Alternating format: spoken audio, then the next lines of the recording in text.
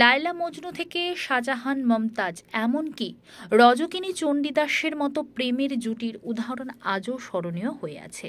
প্রেমের জন্য কেউ ছেড়েছে রাজমহল, কেউ গড়েছে তাজমহল। এবার প্রেমের টানে বাংলাদেশে এসে 2 বছর কারাবাস করল কলকাতার তরুণী প্রিয়াঙ্কা।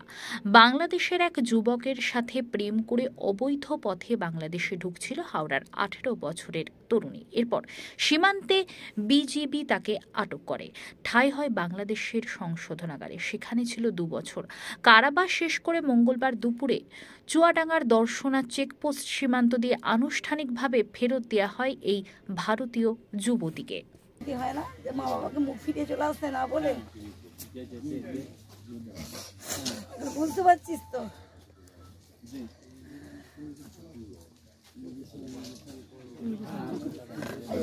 আমাদের কি অবস্থা, আমরা দুজনে কেউ ভালো আছি, ঘুম নেই, খাওয়া নেই, সব সময় ভাবছে দেখুন।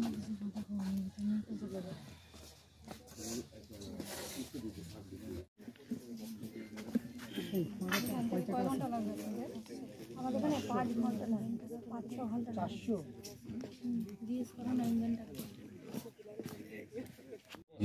সেটা হবে, সেটা ওই যে আপনার ये सब एक बार दीजिए अच्छी तरह অবশ্যই কৃতজ্ঞ রইলাম আমরা ওদের কাছে। ওনারা যদি না হেল্প করতে আজও হয়তো আমার মেয়েকে আমি ফিরে পেতাম না। যথেষ্ট আমাকে হেল্প করেছে। তার থেকে বেশি বন্দি জীবনে, তারপরও বন্দি জীবনে তো কেউ আটকা থাকতে চায় না, সেই হিসেবে সে ভালো ছিল। আর সব থেকে ভালো লাগছে যে তার ফ্যামিলির কাছে বুঝে দেওয়া হয়েছে, এটাই সব থেকে বড় পাওয়া।